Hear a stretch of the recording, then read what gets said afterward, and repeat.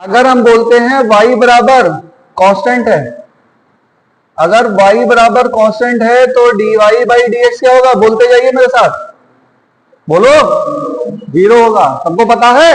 सारे फॉर्मूले एक साथ लिख देता हूं, रूल नंबर 1 2 3 4 करके पढ़ाया था, अब एक जगह पे लिख देता हूं, ठीक है। अगर y बराबर कांस्टेंट है तो dy बाई dx क्या हो जाएगा? 0। फिर अगर y बराबर x की पावर n है तो dy बाई dx क्या हो जाएगा?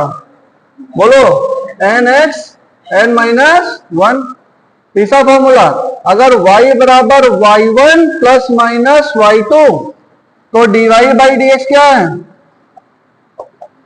dy1 by dx plus minus dy2 by dx।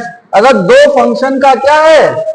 Addition या सब्ट्रैक्शन है तो उनका अलग अलग डिफरेंशियल हो जाएगा और उसका क्या हो जाएगा? ऐड हो जाएगा या सब्ट्रैक्ट हो जाएगा। जहां पर y1 is also function of x and y2 is also function of x।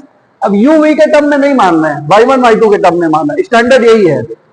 Standard क्या है? y1 और y2। उसके अलावा हमने देखा 3 रूल हो गए। चौथा रूल हमने क्या देखा? चौथा रूल है y बराबर c इंटू y1 तो dy बाई dx क्या होता है? ये होता है c into dy1 by dx। अगर कांस्टेंट के साथ किसी फंक्शन का मल्टीप्लीकेशन होता है तो कांस्टेंट वहीं पे आ जाता है और बगल वाले का क्या हो जाता है? डिफरेंशियल हो जाता है। ये वाला फॉर्मूला हमने पढ़ा, ठीक। पांचवा फॉर्मूला क्या पढ़ा हम लोग ने? प्रोडक्ट रूल पढ़ा।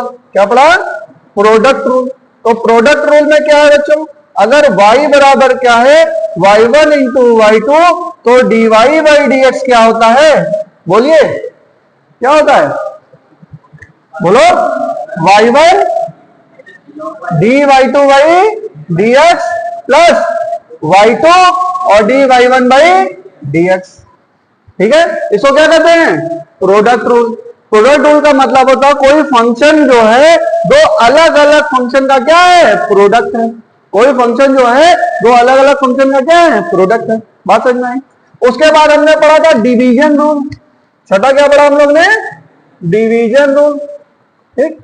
और डिवीजन रूल में क्या पढ़ा? डिवीजन रूल में पढ़ा अगर y बराबर y1 अपॉन y2 है तो dy बाई dx क्या होगा? बोलते जाइए।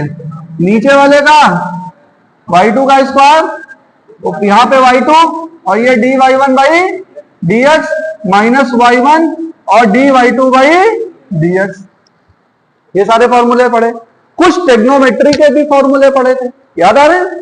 कौन कौन से पढ़े? देखो 7 नंबर क्या पढ़ा? d बाई dx, बोलते जाओ, साइन x क्या हो गया?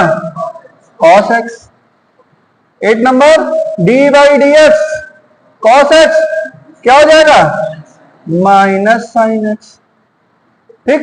उसके बाद 9 नंबर d बाई dx और tan x क्या हो जाएगा? क्या हो जाएगा? sec square x। d by dx of cot x क्या हो जाएगा? Minus cos x square x। फिर d by dx of sec x क्या हो जाएगा? sec x into tan x। उसके बाद बोलो d by dx of cos x क्या हो जाएगा? Minus cos x into cot x। इतने ही तो फॉर्मूले थे। क्या इसका देख लो, इसके अलावा कोई फॉर्मूला बच रहा है क्या? देखो चेक करो। कांस्टेंट का होता है 0, फिर x की पावर n का nx n माइनस 1। उसके बाद अगर सम होगा तो अलग अलग सम हो जाएगा, उसका डिफरेंशियल हो जाएगा। उसके बाद मल्टीप्लीकेशन, मतलब फंक्शन का किसी कांस्टेंट में मल्टीप्लीकेशन है। फिर प्रोडक्ट रूल हो गया, उसके बाद डिवीजन रूल हो गया, फिर टेक्नोमेट्री के फंक्शन हो गया। हाँ, लॉग और वो छूट गया। हाँ, लॉग का क्या होता है? अगर मैं बोलूं कि differential of log x base e, ये होता है 1 अपॉन एक्स। और लॉग एक्स बेस ई को ही ln x भी बोलते हैं। ln x क्या होता है? लॉग दो तरह के होते हैं, एक कॉमन लॉग है, नेचुरल लॉग।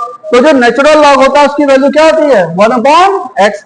और उसके बाद एक फॉर्मूला आया d by d x of e की पावर x बराबर ई की पावर x। क्या इसके अलावा भी कोई फॉर्मूला है? तो ये बेसिक फॉर्मूले हैं, कितने 14 फॉर्मूले हो गए, ये बेसिक फॉर्मूले हैं, इसी के ऊपर पूरी डिफरेंशियल कैलकुलस बेस्ड है। ठीक है, तो इससे हमारे बेसिक सवाल हल हो जाएंगे। बेसिक सवाल से जब कॉम्प्लेक्स सवाल आएगा तो एक और रूल है, उसका नाम है चेन रूल। क्या नाम है? Chain rule. उसको मैं इसके बाद पढ़ाऊंगा। ठीक है, तो पहले इसको एक बार दोबारा से नोट कर लो। हाँ, मैं शुरू से कर देता हूं।